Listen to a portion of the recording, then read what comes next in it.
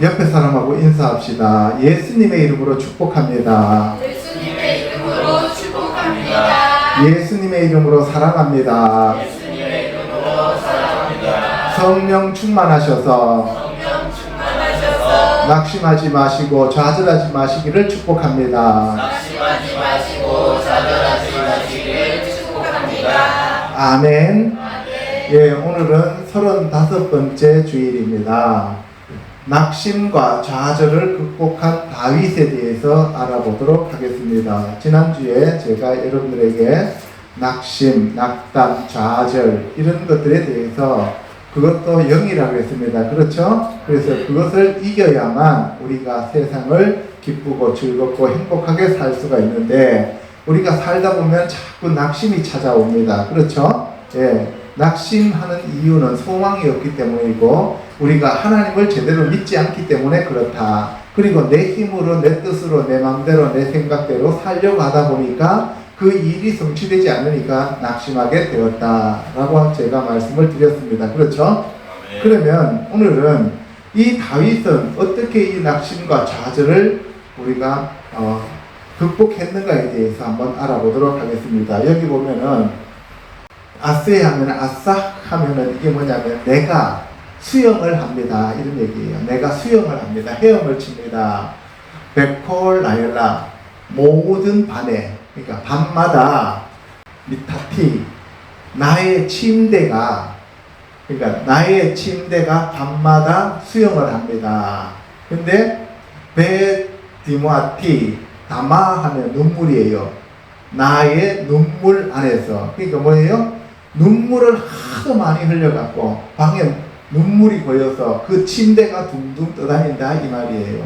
왜 그러면은 그 눈물이 그렇게 많이 고였냐 하면은 밧세바와 간음 사건으로 인해서 하나님 앞에 처절하게 회개하는 것을 이렇게 표현하고 있다 이 말입니다. 아멘? 그러면 하나님 마음에 합한 자인 다윗이 이렇게 처절하게 회개했다면 저와 여러분들은 어떻게 해야 되겠습니까? 더 처절하게 회개해야 되겠죠. 그죠? 예. 그래서 우리가 낙심과 좌절을 극복한 다윗의 예를 통해서 오늘 우리는 어떻게 낙심과 좌절을 극복할 것인가에 대해서 같이 알아보도록 하겠습니다. 사무엘하 12장요. 불쌍히 여기지 아니하고 이런 일을 행하였으니 그 양 새끼를 4배나 갚아 주어야 하리라. 내가 여호와의 말씀을 업신여기고 악을 행하였느냐. 내가 칼로 햇사람 우리아를 치되 암몬 자손의 칼로 죽이고 그의 아내를 빼앗아 내 아내로 삼았도다. 이제 내가 나를 업신여기고 햇사람 우리아의 아내를 빼앗아 내 아내로 삼았은즉 칼이 내 집에서 영원토록 떠나지 아니하리라 하셨고. 다윗이 밧세바하고 간음하는 그 사건에 대해서 나탄 선지자가 하나님의 말씀으로 와서 꾸짖는 장면이에요. 그렇죠? 예, 그래서 어떤 사람이 양이 한 마리밖에 없고 다른 사람은 부자인데 양이 많은데 그 부자가 한 마리밖에 없는 양을 잡아서 손님 대접했습니다 라고 하니까 그 다윗이 하는 얘기예요. 그 양 새끼를 4배나 갚아줘야 하리라. 그리고 그는 반드시 죽어야 하리라 그랬어요. 그런데 나단이 뭐라 그랬어요? 그 사람이 바로 당신이요 라고 얘기했어요. 그랬으면 사울 같았으면 어떻게 했겠어요? 멋이라 하면서 그냥 칼 빼갖고 죽여버렸겠죠. 그죠? 창을 던져서 죽였을 거예요. 그런데 다윗은 바로 그 자리에서 하나님 앞에 회개합니다. 그래서 진짜 하나님의 사람들은 회개할 줄 아는 사람들이 하나님의 사람들이에요. 아멘? 누구나 다 잘못할 수 있고 누구나 다 죄 지을 수 있어요. 우리가 만약에 잘못할 수 없고 죄 짓지 않는다면 예수님이 이 땅에 오실 필요가 없어요. 우리의 구세주가 되실 필요가 없어요. 그런데 그게 아니라니까요. 그래서 우리가 율법으로는 하나님 앞에 나갈 자가 한 명도 없어요. 아멘? 네, 그래서 우리는 예수 그리스도의 보혈만 의지해야 됩니다. 그래서 다윗도 바로 엎드려서 회개를 하는데요. 그의 아내, 그러니까 우리아의 아내를 네가 빼앗아서 너의 아내로 삼았기 때문에 그렇기 때문에 너희 집에서는 칼이 영원토록 떠나지 않는다. 그런데 너가 단지 우리아의 아내를 뺏은 것이 그냥 사람에 대한 범죄가 아니고 너가 하나님 여호와를 업신여겼다는 거예요. 우리가 죄를 짓는다는 얘기는 하나님을 업신여긴다는 거예요. 아멘. 그래서 요셉도 보디발의 아내가 그 유혹할 때 내가 어디 하나님 앞에 득제하리요 이렇게 나오죠. 그죠? 그래서 내가 너와 내 집에 재앙을 일으키고 내 아내를 빼앗아 내 이웃들에게 주린데 그때 그 이웃이 누가 되느냐면 바로 아들인 압살롬이 돼요. 그리고 내가 여호와께 죄를 범하였노라 라고 다윗이 회개를 했기 때문에 여호와께서 다윗에게 너의 죄는 내가 사해 주는데 그 죄의 열매, 죄값은 네가 치러야 돼 라고 얘기를 하는 거예요. 그래서 우리가 죄를 지으면 씨를 뿌리는 거기 때문에 거기에 나오는 열매는 우리가 각오를 해야 됩니다. 그래서 우리가 죄를 짓지 말아야 돼요. 아멘? 예. 그래서 다윗의 즉각적인 회개와 죄 사함은 받았지만 다윗은 그렇다고 해서 모든 그 열매에서 자유로울 수는 없었다. 다윗은 철저하게 회개하는데 사울은 회개하지 않았다는 것이 차이점이었다는 거예요. 14절에 가면 이 일로 여호와의 원수가 크게 비방할 거리를 얻게 하였다. 그러니까 하나님의 마음에 합한 다윗이 죄를 범함으로써 여호와의 원수인 사탄이 하나님에 대해서 참소할 거리를 주었다는 거예요. 그러니까 우리가 죄를 지으면은 하나님이 참으로 곤란한 처지에 놓이신다 이 말이에요. 예수님이 오셔서 제가 이렇게 다 죄를 사해 줬습니다 하면서 그 보혈을 의지해서 이들이 죄가 없습니다 라고 변호는 하지만 그러나 하나님은 마귀에게 뭐예요? 예, 비방거리를 얻게 된다는 거죠. 그래서 너가 낳는 아들은 죽는단 말이에요. 하나님이 쳐서 죽여버려요. 그래서 하나님이 그 아이를 쳐서 7일 만에 아이가 죽어요. 그런데 여러분도 한번 생각해 보세요.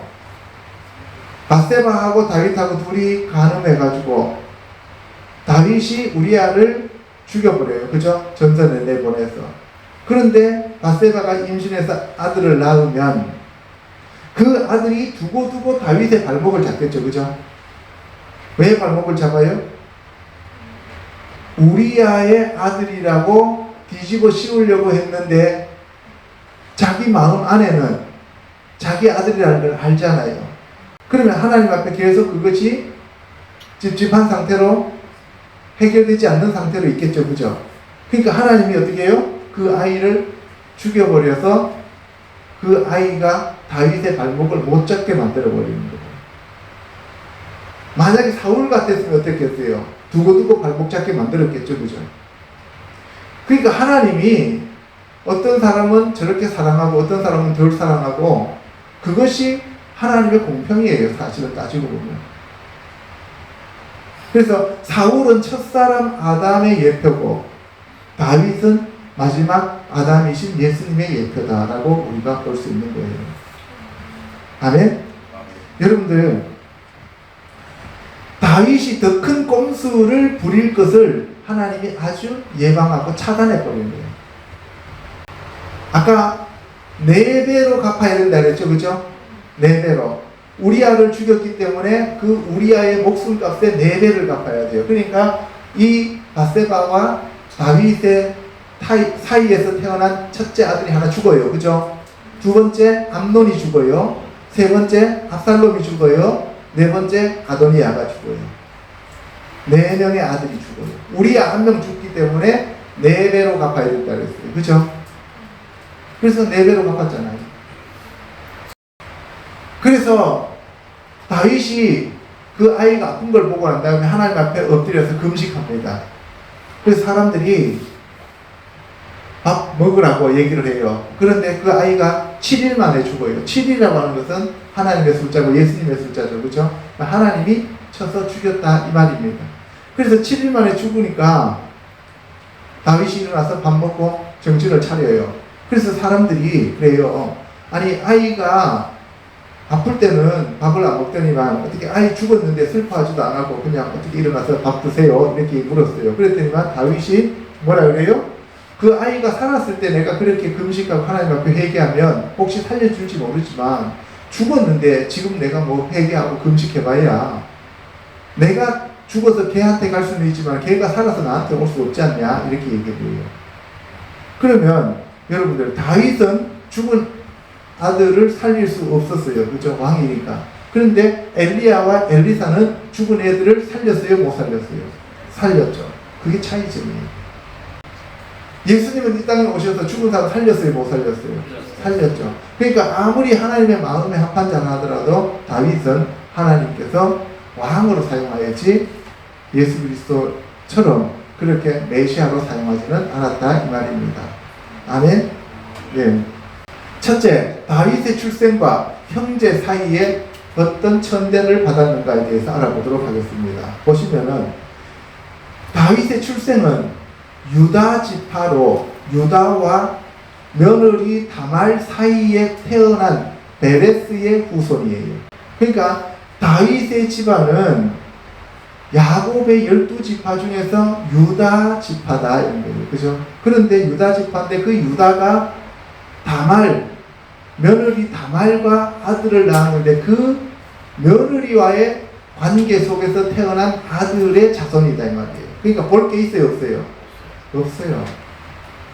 두 번째는 이방 기생 라합과 그리고 모압 여인 룻의 자손으로 이 땅에 옵니다. 그러니까 이스라엘 사람들이 봤을 때는, 그러니까 야곱의 자손들이 봤을 때는 정말 가장 부정적인 가정이라고 볼 수가 있어요. 아멘? 예. 그 다음에 말째인 8번째로 태어나서 그 어머니의 이름도 알려져 있지 않는 자입니다. 8번째로 태어났어요. 어떤 데 보면 7번째라는데 8명 중에서 한 명이 일찍이 죽었나 봐요. 그래서 마지막에 살아있을 때는 7번째가 된 거죠. 어쨌든 말째인 8번째로 태어났습니다. 그 다음에 사무엘이 찾을 때까지 양치기로 숨겨둔 가문의 수치스러운 아들이었어요. 사무엘이 뿔을 들고 와가지고 기름 부으러 왔을 때 첫 번째부터 7번째는 다 사무엘 앞을 지나갔는데, 그래서 사무엘이 하나님의 음성을 못 들었어요. 다른 사람이다 그랬어요. 그래서 사무엘이 이새한테 묻죠. 여기 있는 아들들이 다 다냐? 이게 다냐? 라고 물으니까 한 명 있기는 있는데 걔는 지금 저 들판에서 양을 치고 있습니다. 그러니까 고대 중동에서는 가장 부끄러운 아들을 양치러 내보내요. 손님 왔을 때. 이해가요? 무당집에 가면은 애들 중에서 이렇게 좀 지체부자유가 있어요. 그런 애들을 그 무당 그거 밑에다가 갖다가 숨기는 경우가 있어요. 마찬가지로. 그러니까 사무엘이 그 기름 부으러 왔을 때 부끄러워서 꺼내놓지도 않는 아들이었다 이 말이에요. 그리고 이제 5번째로 형제들에게 어렸을 때부터 구박받고 멸시와 천대를 받으면서 자랐다는 거예요. 그러면 다윗은 저 환경만으로도 낙심하고 좌절하고 거절감에 찌들 수밖에 없었죠. 그죠? 그런데도 다윗은 그렇게 찌들어 살지 않았다는 거예요. 보겠습니다. 창세기 38장 1절에 가면 그 후에 유다가 자기 형제들로부터 떠나서 아둘람 사람 히라와 가까이 하니라. 근데 유다가 형제들을 떠났어요. 왜? 요셉한 사건에서 독박 썼어요. 그죠? 요셉 사건으로 독박을 쓰고 형제들이 너 때문이다. 네가 팔자 그랬다. 그래서 유다가 딴 데로 혼자서 이제 은둔 생활하러 들어갑니다. 그죠? 그래서 여기서 히라와 함께 있는데, 이때 히라라고 하는 것은 하르 하면 하라가 뭐였어요? 분노였죠. 그죠? 그러니까 분노가 많은 사람. 그러니까 그 지역에서 뭐 아름답다 뭐 이런 말도 되는데, 이 히라라고 하는 것은 하라 하면은 막 화가 나갖고 벌떡벌떡 뛰는 그러한 상태를 얘기했잖아요. 그죠? 그래서 혈기 분노가 많은 사람하고 같이 함께 했다는 거죠. 그래서 거기에서 가나안 사람 수아라고 하는 사람을 만나서 그 딸 수아라고 하는 사람 딸을 자기 부인으로 데려왔어요. 수아라고 하는 것은 앞에 요드만 들어가면 뭐예요? 예슈아가 되죠. 그죠? 수아는 구유, 고기, 구원이라는 뜻이에요. 그죠? 그러니까 그래서 수아라고 하는 사람은 그래도 고귀한 사람이었다는 거예요. 유다가 결혼한 거는. 그래서 임신해서 아들을 낳았는데 에르라고 해요. 애들. 에르라고 하는 것은 간수자라는 뜻이고요. 그 다음 두 번째 아들 낳았는데 오난이라고 해요. 오난. 이 오난은 강하다라는 뜻을 가지고 있어요. 그래서 이 오난은 자기 형 에르가 죽고 난 다음에 형수한테 가서 대를 이어줘야 되는데 대를 이기 싫어가지고 땅에다 설정했다 그러잖아요. 그죠? 그래서 저기에서 나온 단어가 오나니즘이에요. 자위하다 이 뜻이에요. 저게. 그러니까 질이 좋아요, 안 좋아요? 안 좋죠. 왜 그렇게 안 좋겠어요? 아버지가 지금 저런 사람들하고 함께 어울렸으니까 저 동네 사는 사람들은 대체로 하나님의 말씀을 행하지 않는 자들이었다는 것을 알 수가 있는 거예요. 그리고 세 번째 아들 이름을 낳았는데 그 아들 이름이 셀라예요. 그리고 그 유다의 장가를 보냈습니다. 그래서 다말이라고 하는 여자에게 보냈는데 타마르라고 하는 것은 정려나무라는 뜻이고 승리를 상징하는 거예요. 그리고 이제 유다가 그 다말한테 들어갈 때 다말이 담보물을 달라 그래요. 담보물을 달라고 하니까 오늘날 성도들은 하나님으로부터 담보물을 받았어요. 그게 바로 뭐였어요? 성령님이죠. 그죠? 성령님을 우리에게 담보물로 준다 그랬어요. 우리가 천국 백성이라고 하는 그 담보물로 성령님을 주시는데 유다는 그 다말한테 뭘 줬냐면은 도장과 끈과 그리고 지팡이. 그래서 다말이 도장하고 끈하고 지팡이를 내게 주세요. 그래서 도장은 인침이죠. 인침. 그 주인이 인을 치는 거예요. 그러니까 하나님과 어린 양 예수 그리스도 이름으로 이마에 인을 친다 그랬잖아요. 그죠? 그래서 하나님의 것으로 인을 치는 것을 도장이라고 해요. 그 다음 두 번째 끈은, 붉은 끈은 이거는 십자가의 보혈을 얘기하는 거예요. 그리고 지팡이는 그 사람의 이력을 나타내면서 능력을 나타낸다 그랬어요. 그렇죠? 그러니까 하나님 앞에 저를 인쳐주시고 예수 그리스도의 보혈로 덮어주시고 그리고 하나님의 능력을 저에게 부어주세요. 이런 얘기입니다. 그럼 성령을 보내달라는 얘기예요. 아멘? 그러니까 다말이 되게 영적인 사람이죠. 그죠? 예. 그래서 유다로 말미암아 임신했어요. 그래서 쌍태를 임신했는데 산파가 와서 보니까 한 명이 먼저 팔을 이렇게 내밀어요. 팔을 내밀어서 거기다가 홍색 실을 갖다 묶었어요. 이게 맞이자 원래는. 그죠? 그런데 걔가 갑자기 손을 다시 이렇게 안으로 집어넣고 두 번째 애가 터뜨리고 나왔어요. 그래서 페레츠라고 해요. 페레츠. 페레츠는 이게 터뜨리다 라는 뜻이에요. 그래서 터뜨리고 나왔고 그 다음에 그의 형이 곧 손에 홍색 실을 맨 자가 나왔는데 그를 가리켜서 제라흐란 말이에요. 제라흐.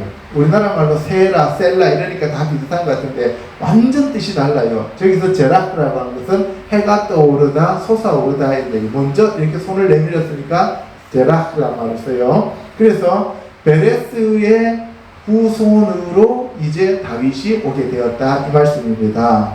아멘. 창세기 49장 8절에 유다에 대한 그 야곱의 예언입니다. 유다야 너는 내 형제의 찬송이 될지라. 유다라고 하는 자체가 예후다가 찬송이라는 뜻이잖아요. 그죠? 근데 이거는 여호와 플러스 달렛이 그죠? 그럼 달렛은 문이고 여호와는 하나님이잖아요. 스스로 계시는 하나님. 여호와 하나님께로 들어가는 문이 뭐라고요? 예후다다 말이에요. 그것이 찬송이에요. 그래서 여러분들이 하나님을 잘 느껴지지 않는다면, 하나님이 잘 느껴지지 않으면 찬송을 많이 하시기 바랍니다. 알겠어요? 그래서 찬양 중에 거하시는 하나님이라고 말씀을 하시잖아요. 예. 그리고 뭐라고 되어 있냐면은 유다는 사자 새끼로다 이렇게 되어 있어요. 그죠? 예후다, 아타, 유다야, 아타, 너는 요두카. 여기서 요두카 하면은 야다 하면은 찬양하다 이런 얘기예요. 아헤카 너의 형제들의 찬양이다. 유다는 유다의 형제들의 찬송이 되는데 유다는 사자 새끼로다 할 때 여기는 아리에 아리에 하면 사자인데 그 사자의 새끼입니다. 그래서 예수 그리스도를 뭐라고 불러요? 유다의 사자라고 불러요.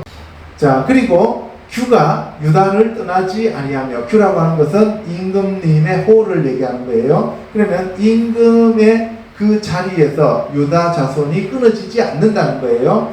통치자의 지팡이가 그 발 사이에서 떠나지 아니한다. 그래서 결국은 뭐예요? 유다의 지파에서 쭉 왕들이 내려오다가 마지막에 예수 그리스도가 이 땅에 오셔서 영원토록 사람들을 다스리고 지배하고 통치하는 만왕의 왕이 되신다, 이 말씀을 하고 있는 거예요. 아멘. 예.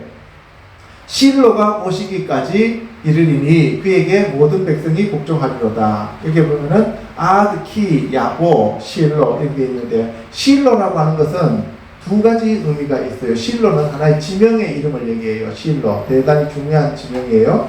그리고 또 하나 실로는, 이거는 예수 그리스도가 오셔서 그 지역을 지배하는 그러한 것을 얘기한다라고 얘기를 하는데, 이 실로는 북이스라엘에서 저기 언약궤가 있었던 지역이다라고 이렇게 얘기를 하시는 분들도 있습니다. 어쨌든 저 실로에 대해서는 정확한 어떤 해석이 지금까지는 불가능했어요. 그런데 저 실로가 오시기까지라고 되어 있잖아요, 그죠? 그래서 저 실로가 지명인지 예수 그리스도를 얘기하는지는 불분명합니다. 그래서 그 부분에 대해서 실로에 오시기까지인지 실로가 오시기까지인지는 그거는 좀 문법적으로 조금 저기 보세요. 아드, 키, 야보, 그가 오는 것까지, 올 때까지잖아요. 근데 가로치고 대가로치고 이렇게 나왔어요. 실로 이렇게 했어요. 그러니까 그가 실로라는 얘기죠, 그죠? 그가 실로라는 얘기인데, 실로가 예수 그리스도를 예표하는 건지 아니면 실로의 장소를 얘기하는 건지 요거는 불분명하다라고 얘기를 합니다. 그래서 그의 나귀를 포도나무에 매며, 그래서 예수님이 뭐라 그랬어요? 나는 참 포도나무요 라고 얘기하고, 예수님이 암나귀 새끼를 타고, 나귀 새끼를 타고 예루살렘 성에 입성하잖아요, 그죠? 호세아서에도 나오잖아요. 그런데 그 암나귀 새끼가 포도나무에 메어진다는 거죠. 그렇죠? 예. 그 옷을 포도주에 빨며 그의 복장을 포도주에 빨리라. 이거는 바로 예수님이 이 땅에 오셔서 사람들을 심판하실 때, 그래서 보면은 보스라에서 오시는 자가 누구냐 하면서 포도주 틀을 밟고 거기 온 그 흰 옷에 포도주 틀에서 밟았던 그 포도주가 다 튀어서 붉은 옷으로 바뀌었다라고 얘기하잖아요, 그죠? 심판주로 오신다는 것을 얘기하고, 자, 그의 눈은 포도주로 인하여 붉겠고 그의 이는 우유로 말미암아 희리로다. 그래서 여기서 붉다는 표현이 되어 있는데, 다윗도 보면은 사무엘상 17장 42절에 여러분들 골리앗이 다윗을 보고 업신여겼는데 왜 그러냐면 그가 젊고 붉고 용모가 아름다움이라. 그래서 여기 보시면은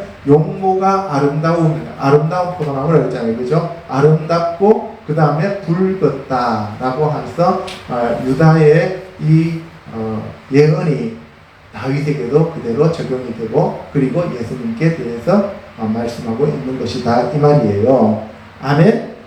예. 신명기 33장 7절에 유다에 대한 축복, 이거는 이제 모세가 유다를 축복하는 거죠. 유다에 대한 축복은 이러함이라 하면서 여호와여 유다의 음성을 들으시고 그의 백성에게로 인도하시오며, 유다의 음성을 들으시고 그의 백성에게로 인도하신다 그랬어요. 그의 손으로 자기를 위하여 싸우게 하시고, 예수님에 대한 예표잖아요, 그죠? 지금 예수님에 대한 얘기예요.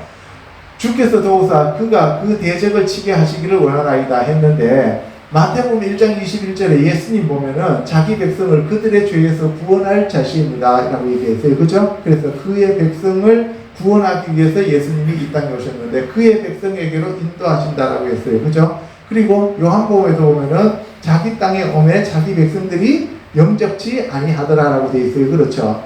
그래서 이 유다에 대한 얘기는 다윗에 대한 얘기일 뿐만 아니라 궁극적으로는 예수 그리스도에 대한 예표다, 이 말씀입니다. 자, 그 다음에 마태복음 1장 1절에 가면 아브라함과 다윗의 자손 예수 그리스도의 계보라라고 되어 있어요, 그렇죠? 그래서 아브라함, 이삭, 야곱 이 3대와 그리고 유다, 그 유다에서부터 그 다윗까지 계속 얘기하고, 다윗에서부터 예수님께까지 그 얘기를 하는데, 여러분들 성경을 읽어보면은 예수님 신약에 대해서 마태, 마가, 누가 그리고 요한복음 그리고 계시록을 제외하고 그렇죠. 나머지는 이제 뭐 서신서 물론 예수님에 대한 얘기예요, 그죠? 그 특정한 그런 복음서를 제외하고 제일 많이 언급된 사람이 다윗이에요. 다윗이 사무엘상, 사무엘하, 열왕기상, 그 다음에 역대상 하면서 이 다윗에 대한 얘기가 진짜로 많아요. 그렇죠? 예. 그래서 이 다윗을 통해서 예수 그리스도를 구약 사람들은 보게 되었다 이 말이에요. 아멘. 그리고 유다는 다말에게서 베레스와 세레를 낳았고, 그리고 보시면은 여기서 살몬은 라합에게서 보아스를 낳고, 보아스는 룻에게서 오벳을 낳고, 그래서 오벳은 이세를 낳고 이세는 다윗왕을 낳았죠. 그러니까 아까 제가 앞에서 말씀드렸던 것처럼 유다, 다말, 그 다음에 라합, 룻, 그렇죠? 예, 그런 식으로 다윗이 태어날 때 다윗은 어머니도 모르는 그러한 사람으로 태어났는데 정말 상처도 많고 그리고 볼품없는 집안에서 태어났다 이 말이에요. 세상 사람들로 봤을 때는. 그럼에도 불구하고 하나님이 그를 사용하신다는 거예요. 그러니까 저와 여러분들도 마찬가지라는 거죠. 우리도 사실은 따져보면은 족보로서 뭐 큰 별반 차이 없어요. 그렇죠? 예, 그러니까 저와 여러분들도 언제든지 주님께서 여러분들을 택하시기로 하셨다면은 사용하실 줄로 믿습니다. 아멘. 예. 사무엘상 16장 10절에 가면 이새가 그의 아들 7을 다 사무엘 앞에 지나가게 하죠. 그래서 여호와께서 이들을 택하지 아니하셨다라고 얘기하면서 예? 이새에게 내 아들들이 여기 다 있는 자가 다 다냐라고 물으니까 아닙니다. 막내가 남았는데 그는 양을 지키는 자입니다. 데려와라. 그 올 때까지는 밥 안 먹겠다라고 얘기를 해요. 예, 이와 같이 다윗은 천대받은 자였다라고 하는 거예요. 이에 사람을 보내서 그를 데려왔는데 그의 빛이 붉고 눈이 빼어나고 얼굴이 아름답더라. 아까 유다에 대한 예언하고 똑같죠, 그죠? 예. 그래서 일어나서 그에게 기름을 부었습니다. 사무엘은 사울한테도 기름 붓고 다윗한테도 기름 부었어요. 그렇죠? 예, 여러분들 사울하고 다윗하고 그냥 같은 시대에 나오니까 비슷한 나이라고 생각되는데 나이가 50세 차이 나요. 50세. 왜 50세 차이 나냐면은 사무엘이 사울한테 기름 부을 때가 40세였어요. 그죠? 그래서 왕이 됐어요. 그리고 40년 동안 통치했어요. 그리고 죽었습니다. 그죠? 그럼 몇 세에 죽었어요? 80세에 죽었죠? 그렇죠? 그리고 다윗은 몇 세에 즉위했어요? 30세에 즉위했죠. 그러니까 사울이 80세일 때 다윗이 30세였다는 거예요. 그러니까 50세 차이 나는 거예요. 50세 차이 나는 자기 사위를 시기 질투가 나가지고 창 갖고 죽이려고 덤벼드니 참 이거는 진짜 뭐 어떻게 설명을 해야 됩니까? 아니 50세 차이 나는 자기 그 사위가 경쟁 대상이 돼요. 그러니까 악령에 사로잡힌 거죠. 그죠? 예. 여러분들, 다윗이 17살에 사무엘한테 발탁되어 갔으면, 그때 사울의 나이가 63세예요. 저보다 나이가 많아요. 63세에 17살짜리가 오면은 얼마나 이쁘고 얼마나 귀엽겠어요.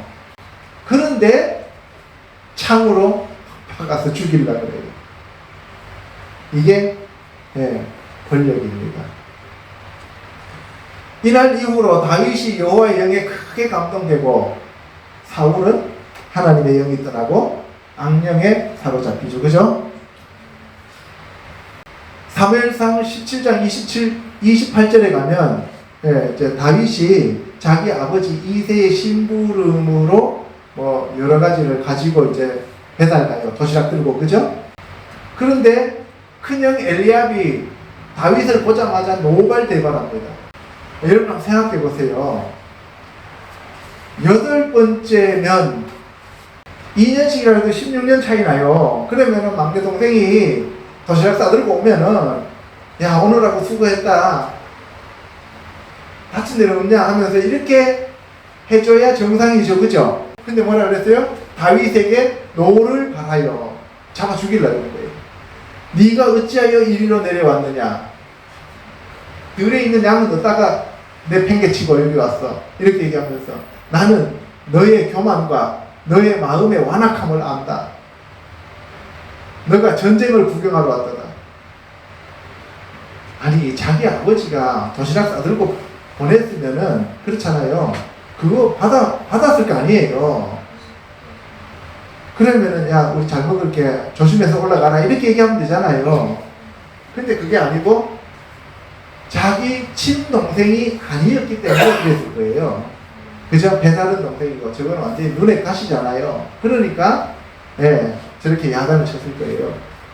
그랬더니 다윗이 뭐라 그래요? 내가 무엇을 하였나이까? 어찌 이유가 없으리이까? 아니 아버지가 도시락 싸서 보냈는데 그거 갖다 주러 왔잖아요. 근데 내가 뭘 잘못했다고 그렇게 소리 지르고 노발대발 하세요. 이 얘기예요. 알겠어요? 자, 두 번째, 이제 다윗은 하나님의 마음에 합한 자였습니다. 하나님이 예비한 유대인의 왕으로 세우려고 하나님께서 예비하셨고, 두 번째는 도망 중에도 기름 부음 받은 사울을 끝까지 죽이지 않고 하나님의 심판에 맡긴 자였습니다. 세 번째는 성전을 건축하기를 갈망하고 준비한 자였고요. 네 번째는 하나님의 독생자 예수 그리스도의 계보로 예수 그리스도의 예표가 된 자가 됩니다. 열왕기상 15장에 가면 하나님 여호와께서 다윗을 위하여 예루살렘에서 그에게 등불을 주셨어요.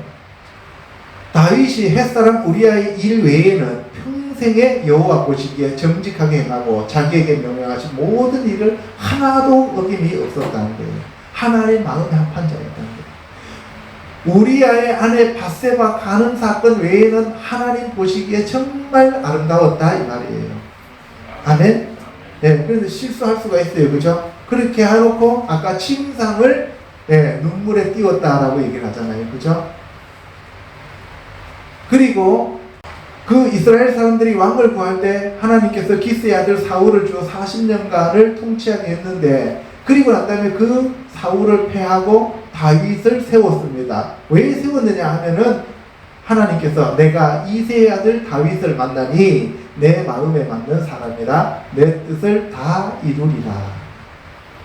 여러분들 다윗이 태어나서 한참 뒤에 하나님이 다윗을 만났을까요? 아니면 다윗을 창세전에 예비했을까요? 창세전에 이미 예비하셨어요. 그죠? 만약에 하나님이 사울과 다윗을 창세전에 예비하지 않았다면 하나님은 전지전능하신 하나님이 될 수가 없어요. 그래서 다윗은 하나님의 뜻에 맞는 사람, 하나님의 마음에 합한 사람, 그래서 약속하신 대로 이 사람의 후손에서 이스라엘을 위하여 구주를 세우셨으니 곧 예수 그리스도가 되는 겁니다. 그래서 다윗이 있어야만 예수 그리스도가 오는 통로가 열리는 거예요. 아멘. 그 다음에 역대상 28장에 가면 나는 여호와의 언약궤 곧 우리 하나님의 발판을 봉안할 성전을 건축할 마음이 있어서 건축할 재료를 준비하였으나 누가 하는 얘기예요? 다윗이 하나님의 성전을 정말 건축하고 싶었어요. 그런데 하나님께서 뭐라 그래요? 너는 전쟁을 많이 한 사람이라 피를 너무 많이 흘렸으니 내 이름을 위하여 성전을 건축하지 못하리라.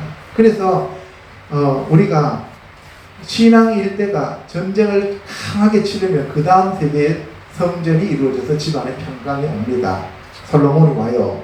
그런데 첫 때가 전쟁을 안 하잖아요. 그러면 사울처럼 저렇게 자식들이 다 죽어요. 그래서 우리가 신앙 1세대가 처절하게 우리가 영적 전쟁을 해야 됩니다. 아멘.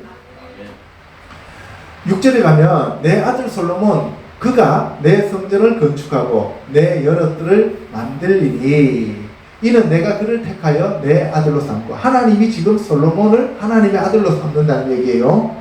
그리고 나는 그의 아버지가 될 것입니다. 여러분들 하나님이 직접 어떤 사람한테 내가 너의 아버지가 되고 너는 내 아들이 되리라고 하는 사람은 거의 없습니다. 근데 솔로몬은 하나님께서 저렇게 아들로 삼으셨다는 거예요. 그가 영감으로 받은 모든 것, 곧 여호와의 성전의 뜰과 설계도, 그러니까 누가 그가 누구예요? 다윗이에요. 그죠? 다윗이 영감으로 받은 여호와의 성전의 모든 설계도를 누구한테 줘요?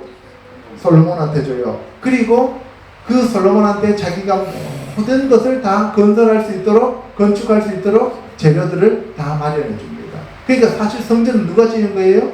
다윗이 지은 거예요. 마태복음 1장 16절에 가면 그렇게 해서 다윗의 후손으로 온 자가 그리스도라 칭하는 예수입니다. 그런데 그 다윗의 후손인 예수님께서 바로 다윗의 열쇠를 가지신 분이라고 했어요. 계시록에 가면. 그렇죠? 다윗의 열쇠를 가지신 분. 곧 열면 닫을 사람이 없고 닫으면 열 사람이 없는 그가 이르시되 이렇게 얘기합니다.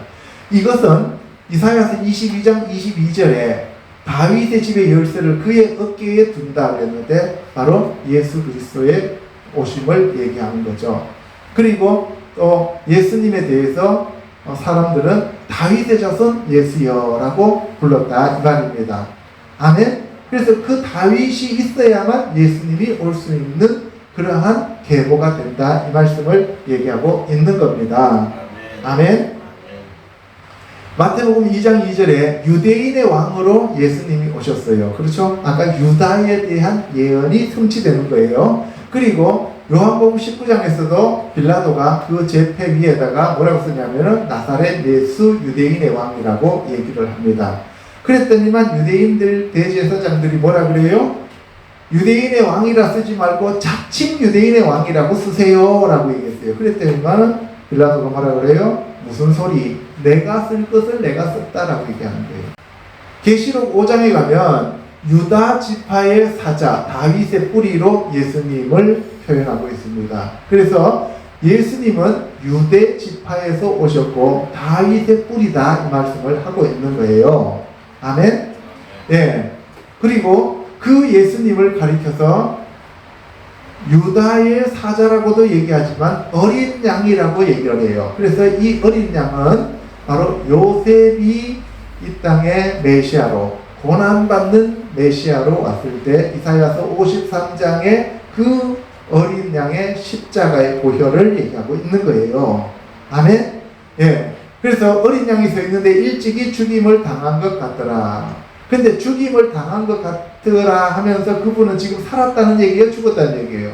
살아있다는 얘기예요. 그래서 우리가 예수님은 지금 살아계신 예수님이에요. 어디에? 온 우주에 살아계시고 그리고 저와 여러분들 마음속에 살아계시는 분이에요. 아멘? 그래서 우리가 자꾸 예수님을 죽은 자 가운데서 찾으면 안 된다는 거예요. 아멘?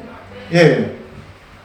그에게는 7뿔과 7눈이 있습니다. 그것이 바로 하나님의 7명 성령님이에요. 태초에 말씀이 계시니라 이 말씀이 하나님과 함께 계셨고 이 말씀이 곧 하나님이시니라 라고 얘기하면서 그 하나님이 빛이요 생명이요 7영예입니다. 그분이 우리 안에 오시는 거예요. 아멘.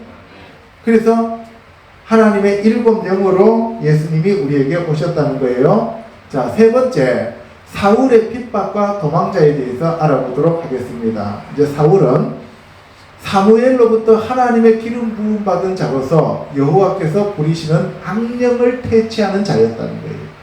어렸을 때부터 수금을 타면서 하나님을 워낙 오랫동안 찬양했기 때문에 하나님의 영이 함께했기 때문에 사탄 마귀를 퇴치하는 그러한 퇴마사 역할을 했다 이 말이에요. 아멘. 그러니까 능력 있는 분이에요. 그렇죠? 네. 골리앗과의 싸움에서 만군의 여호와 하나님을 의지하여 승리한 자가 네피림을 이겼다는 거예요. 마귀를 이기고 네피림을 이겼다는 거예요. 그러니까 다윗은 정말 뛰어난 자죠. 그렇죠? 예. 사울의 사위로 사울을 죽이지 않고 스스로 도망자가 되었다는 거예요. 예수님도 이 땅에 와서 12군단이 넘는 그러한 하나님의 군대를 데리고 와서 사람들을 싹 쓸 수도 있었는데 자기가 십자가를 졌잖아요. 그죠? 다윗도 마찬가지라는 거죠. 그 다음에 핍박받고 억울하고 억눌린 자들의 친구가 되어줬다는 거예요. 그래서 그 사람들과 함께 도망을 다니는 거예요. 사무엘상 16장에 보면은 이제 다윗이 사무엘로부터 기름 뿔병으로 기름 부음을 받았어요. 그날 이후로 다윗이 여호와의 영에 크게 감동됩니다. 동시에 사울에게서 하나님의 영이 떠나고 여호와께서 부리시는 악령이 그를 번뇌하게 합니다. 항상 저 악령에 대해서는 여호와께서 부리시는 악령이에요. 악령은 지 혼자 행동 못합니다. 여러분들 욥기에도 보면은 사탄이 하나님 앞에 있을 때 하나님이 허락하는 것 범위 내에서만 할 수 있잖아요. 그죠? 그리고 여러분들이 아시다시피 스가랴서에도 보면은 대제사장 여호수아에게 대해서 그 참수할 때도 하나님이 허락하시는 범위 내에서만 하잖아요. 그렇죠? 예, 사탄은 여러분들을 함부로 어떻게 할 수 있는 게 아니에요. 왜? 저와 여러분들은 하나님의 그 택함을 받은 자들이기 때문에 하나님이 우리를 훈련시키는 조교로 사탄을 사용하시는 것이지 사탄이 지 혼자 고삐 풀린 망아지처럼 뛰어다닐 수 없다 이 말입니다. 그런데 오늘날 교회에서나 오늘날 목회하시는 분들은 이 사탄의 능력에 대해서 너무 과대평가하고 있어요. 그래서 사람들이 하나님과 예수님을 믿는 게 아니라 사탄을 좀 무서워하고 있어요. 이거는 잘못된 거예요. 아멘? 예. 여호와의 영이 사울에게서 떠나고 여호와께서 부리시는 악령이 번뇌하게 했어요. 그 하나님께서 부리시는 악령이 사울에게 이를 때 다윗이 수금을 들고 가고 손으로 타면은 사울이 상쾌하고 악령이 그에게서 떠나갔습니다. 그래서 성령이 떠나면 우리에게 악령이 들어오게 되고, 그렇죠? 성령이 오셔야만 그 악령을 내쫓을 수 있는 거예요. 그래서 예수님이 뭐라 그랬어요? 내가 여호와의 성령을 힘입어, 하나님의 성령을 힘입어 너희 안에 있는 귀신을 쫓아내면 너희 안에 하나님의 나라가 임하였다라고 얘기하시는 거예요. 아멘? 예. 그래서 순종하면 성령의 역사고 불순종하면 그건 악령의 역사다. 내 입에서 자꾸 투덜거리고 원망하고 비판하고 판단하고 불순종한 그러한 마음이 자꾸 생기고 올라오면은 그거는 내 안에 지금 마귀가 가득히 차고 있다는 것이 지금 증명되는 겁니다. 사무엘상 18장에 가면 하나님께서 부리시는 악령이 사울에게 힘있게 내리매 그가 집안에서 정신없이 떠들어대요. 혼자서 막 중얼중얼하고 미친놈처럼 펄떡거리고 막 소리 지르고 그냥 막 그래요. 그런데 다윗은 평일과 같이 또 수금을 탔어요. 수금 탔는데 이번에는 사울이 손에 들었던 창을 들고 다윗을 죽이려고 던져요. 벽에 2번이나. 그래서 다윗이 피해서 도망을 가지요. 근데 왜 그랬냐면은 사울이 두려워서 그랬다는 거예요. 두려워서. 왜? 악령에 사로잡히면 두려워집니다. 사무엘상 19장에 가면 사울이 손에 단창을 가지고 그의 집에 앉아 있을 때 여호와께서 부리시는 악령이 사울에게 또 강하게 내려오죠. 그래서 다윗이 수금을 타고 있는데 이번에도 사울이 단창으로 다윗을 벽에 박으려고 또 던져요. 그렇죠. 그래서 또 도망갑니다. 그런데 그 또 집에 있을 때 집 잘 지키라고 내일 죽이겠다고. 그래서 밤에 창문 타고 도망가죠. 그죠? 창문에서. 그래서 도망갑니다. 보니까 나중에 보니까 우상이에요. 그죠? 데리고 와보니까. 예, 어쨌든 간에 다윗은 이렇게 도망을 다녀요. 그런데 또 요나단이 이 다윗을 사랑하니까 거기에 대해서 이 자기 자식한테 얼마나 쌍소리를 하는지 몰라요. 입에 담지 못한 소리를 해요. 폐역 무도한 계집의 소생아. 그죠? 폐역 무도한 계집의 소생아. 그러면 지금 누구를 욕하는 거예요? 네? 폐역 무도한 계집은 누구예요? 자기 부인이잖아요. 그렇죠? 자기 부인과 그리고 자기 아들까지 싸잡아서 욕을 하는 거예요. 이세의 아들을 택한 것이 너의 수치와 내 어미의 벌거벗은 수치가 된다는 거죠. 그러니까 아니 아들이 잘못했는데 왜 그 애 엄마까지 그렇게 되죠? 그죠? 애가 잘못했으면 애를 야단하면 되잖아요. 저 새끼가 도대체 어디에서 기어 나왔어? 이렇게 얘기하면 안 되잖아요. 그죠? 다 자기 욕이잖아요. 그죠? 결국은. 그런데 저렇게 귀신에 사로잡히니까 지금 자기 욕인지 남의 욕인지도 모르고 저렇게 쌍소리를 해적히는 거예요. 이세의 아들이 땅에 사는 동안은 너와 내 나라가 든든히 서지 못하리라 하면서 그래서 요나단을 죽여버리려고 창을 던져요. 자기 아들도 죽여버리려고 하는 거예요. 사무엘상 22장에 가면 그래서 이 사울이 다윗을 자꾸 죽이려고 하니까 다윗이 도망을 가요. 다윗이 도망을 가는데 다윗이 도망을 가니까 이제는 다윗의 아버지 엄마도 다 죽여보려고 해요. 이세하고 그 형제들도. 그래서 다윗이 할 수 없이 자기 어머니 아버지를 모압으로 보내요. 모압으로. 그래서 저걸로 봤을 때는 다윗이 저기 모압으로 아버지를 보낸 이유는 다윗의 어머니가 모압 여자였다는 거예요. 아니면은 룻이, 지금 룻이 증조모잖아요, 그죠? 증조모의 고향으로 보내든지. 그러니까 룻은 모압 공주였다라고 얘기하잖아요, 그죠? 제가 생각하기에는 다윗의 어머니나 다윗의 친척 중에서 저 왕족들과 관계가 있는 자가 있단 말이에요. 그러니까 그 집 왕한테, 모압 왕한테 갖다가 아버지를 맡겨요. 그러면은 안전하게 지켜줄 줄 알고. 그런데 나중에 사울이 쳐들어오고 이러니까 모압 왕이 다윗을 죽여요. 다윗의 아버지를. 이게. 그래서 나중에 다윗이 왕이 되고 난 다음에 모압에 가고 모압을 완전히 초토화시켜버리는 거예요. 세상에 사람 믿을 게 없어요. 믿을 수가 없어요. 나의 부모가 나와서 당신들과 함께 있게 하기를 청하나이다 하면서 부모를 맡겨요. 그렇죠? 그리고 다시 또 다윗은 자기 그 동료들과 함께 또 나가죠. 사무엘상 23장에 가면 그일라 사람들이 나와서 내 사람들을 사울의 손에 넘기겠다니까.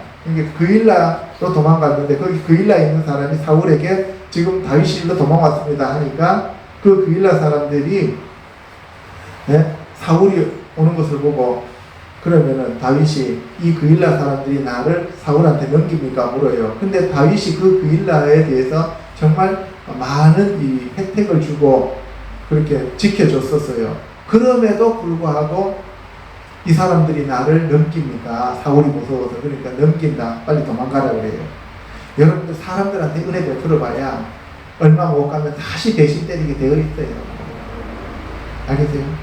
그래서 이 그일라 사람들이 또 다윗을 저기 사울에게 넘긴다고 하니까 사울이 도망을 갔어요. 예. 그래서 다윗이 그 600명 가량을 데리고 또 다시 이제 피난을 가는 거죠. 그래서 이번에는 어디로 가느냐 하면 시광야로 갑니다. 그래서 시광야에 들어갔을 때 사울이 또 그들을 추적해서 오는 거죠. 그러니까 이 다윗은 끝까지 도망자 신세로 되는 거죠. 그래서 도저히 이제 더 이상은 숨을 데가 없어요. 여기 가도 사람들이 다윗 편이 아니고 사울. 그러니까 북한의 김정은이가 사람들한테 명령을 내리면 김정은이가 좋아서가 아니라 어떻게 해요? 자기한테 불똥 떨어지지 않으려고 그냥 신고해야 되는 거예요. 그렇죠? 똑같은 거예요. 그래서 다윗이 그렇게 사람들한테 인심을 얻었지만 그러나 사람들이 자기 목숨이 위태로우니까 전부 다 신고를 하는 거예요. 그래서 드디어 다윗이 결단합니다. 어디로 가기로? 블레셋으로 들어가기로 해요. 적진으로 들어가기로 해요.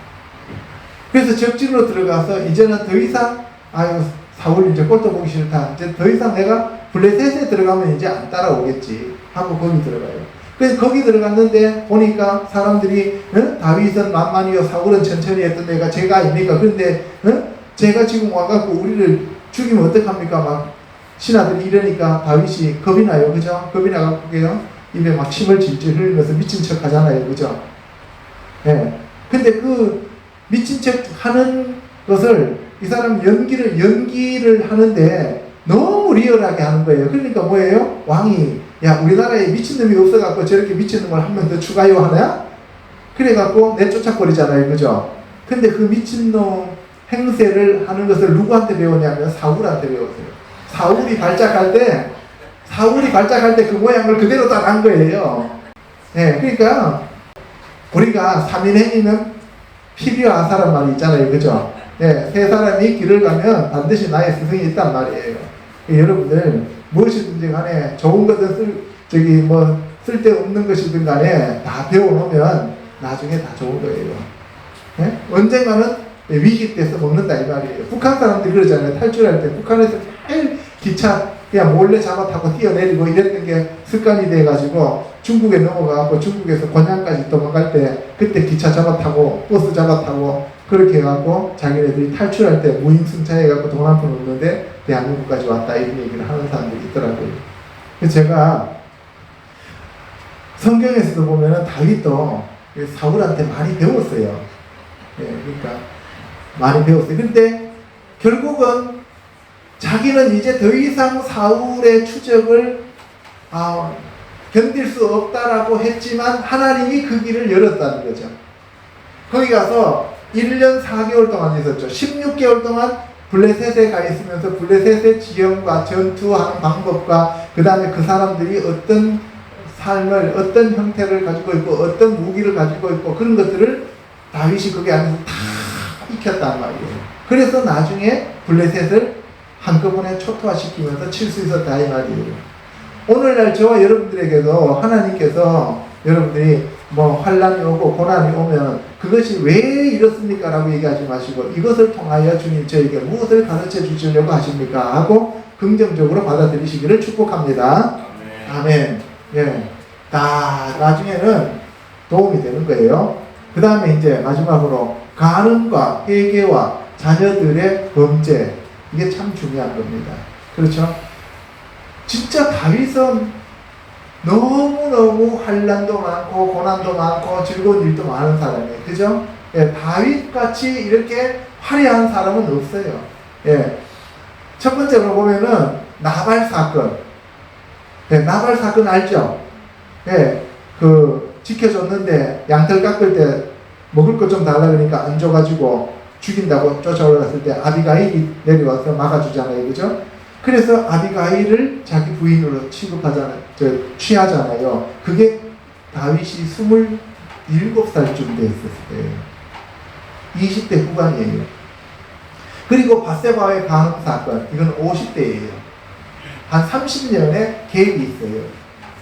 여러분들이 생각하시기에는 나발 그 사건 아비가일과 바세바하고 뭐 몇 년 안 된 것처럼 느껴지지만 시간이 오래됐어요. 저거는 나중에 다윗이 왕이 되기 전에 헤브론에서 왕이 되기 전에 나발 저 사건이었고요. 그리고 저 바세바 간음 사건은 다윗이 7년 동안 헤브론에서 다스리고 그리고 예루살렘에 올라가고 이제 전쟁을 많이 해가지고 다 평정시키고 난 다음에 50대나 되어서 저렇게 했어요. 그러면 여러분 생각해 보세요.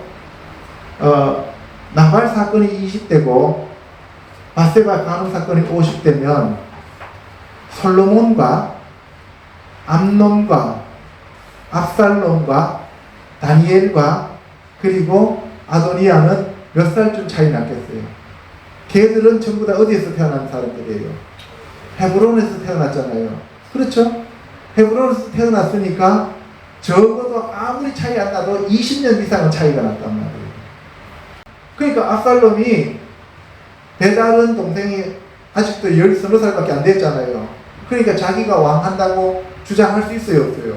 충분히 주장할 수 있죠, 그죠? 인간적으로는 그렇단 말이에요. 그 다음에 암논이 이복누이 다말을 간음하고 죽임을 당하죠. 암논이 첫 번째예요. 그 다음에 압살롬이 반역하고 다윗이 도망을 가요. 그렇죠? 압살롬이 요압한테 죽어요. 아도니아가 반역하고 솔로몬한테 죽습니다. 그렇죠? 예, 그래서 바세바의 아들 하나, 그리고 암논, 압살롬, 아도니아 이렇게 4명이 살해를 당하죠. 그 다음에 성전을 건축하려는 열정과 하나님의 사랑으로 충분했다는 거죠. 다윗의 처절한 회개와 낙심과 좌절을 극복하는 그러한 내용이 나오죠. 그래서 다윗은 처절한 회개로 낙심과 낭망을 좌절을 해결했다 이 말이에요. 그러면 우리도 그렇게 하면은 낙심과 좌절이 없다 이 말이죠. 그죠? 예. 사무엘하 13장에 가면 이게 다말이 이복 오라버지 암논한테 내 오라비여 나를 욕되게 하지 말라. 그런 것은 이스라엘에서 마땅하지 않다. 어리석은 일을 행하지 말라 라고 얘기를 했지만 암논은 다말을 억지로 힘으로 욕을 보이죠.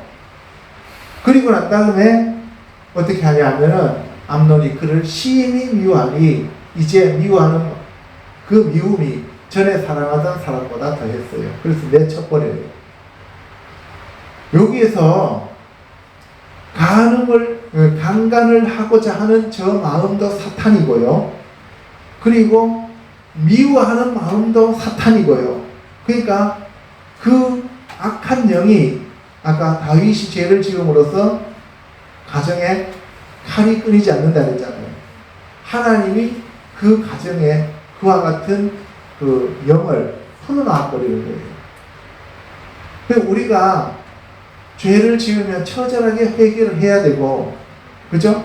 회개를 하고, 그리고 난 다음에 하나님의 우리에 대한 그 열매를 우리가 하나님 앞에 거두어 달라고 회개를 해야 된다는 거죠. 근데 지금 신약에서는 부모의 죄로 인하여 그 자식들에게 그 죄값이 넘어가지 않는다 그랬어요. 그죠? 이게 새 언약이잖아요. 그렇죠? 예. 그러니까 넘어가지는 않지만 그 악한 영이 그 가문에 그대로 있다 이 말이에요. 그러면 어떻게 해요? 자식들은 끊어야 되죠. 그 다음에 압살롬이 왕의 모든 아들들을 죽이고 하나도 남기지 아니하였다라는 소문이 들렸어요. 이게 무슨 얘기냐면은 이제 압살롬이 자기 누이 동생 다말이 강간당한 것을 알고 내가 언젠가 기회 봐갖고 암논 저 새끼 죽여버리겠다.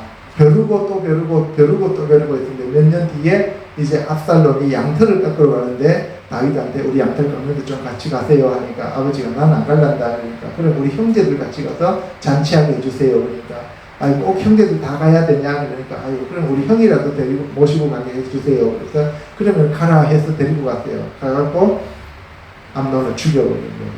그런데 그게 누가 기획한 거냐 하면은 다윗의 형 시므아의 아들 요나단이 기획한 거예요. 그러니까 여러분들 형제 자매들이 있으면 그 밑에 그 자녀들은 그 형제들의 아들들이 나중에 다 뺏어간다는 거예요.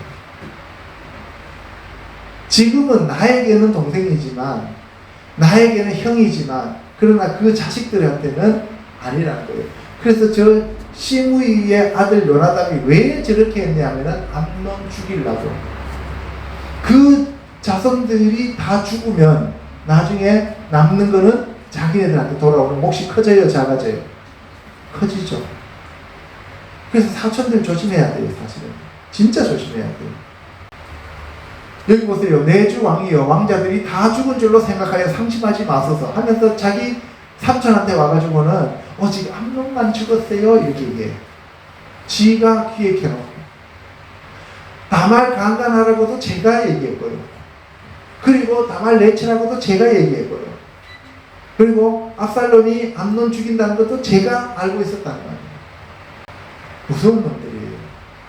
사무엘하 15장에 가면 이스라엘의 인심이 다 압살롬한테로 넘어가 버리죠. 그래서 압살롬이 반역을 합니다. 그렇게 해서 압살롬이 왕으로 취임식하고 예루살렘으로 돌아오니까 그러면은 압살롬이 자기 아버지를 다 죽여버리려고 했잖아요. 그러니까 다 도망가는 거예요. 압살롬을 피해서. 그런데 그 압살롬이 쳐들어올 때 여러분들이 잘 알다시피 다윗을 따르는 추종자들 중에서 그렇죠? 예, 도망가지 않고 제사장은 예루살렘에 그대로 남아있었죠. 거기서 계속 상황을 전달해 줬습니다. 그죠?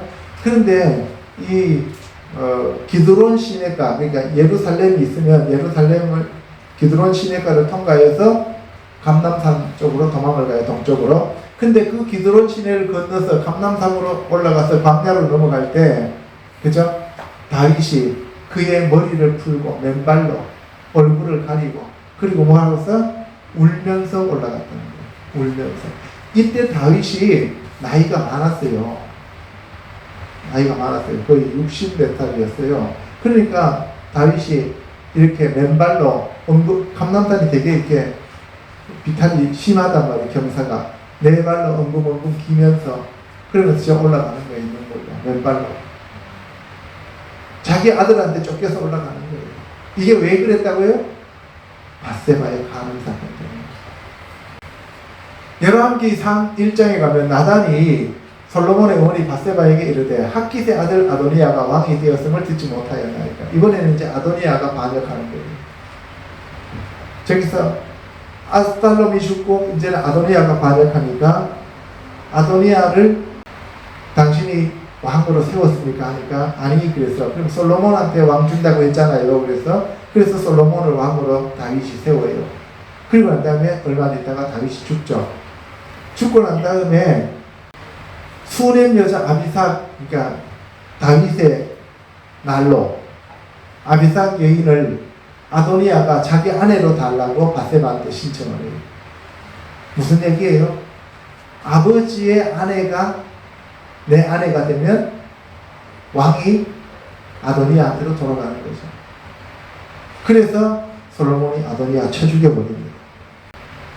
그런데 그러면은 이와 같은 상황 속에서 환경 속에서 다윗은 도저히 벗어날 수 없고 거절감과 그리고 수치감과 죄책감과 그리고 다윗은 낙심과 좌절 가운데 있으면서도 어떻게 이것을 극복했느냐는 거예요.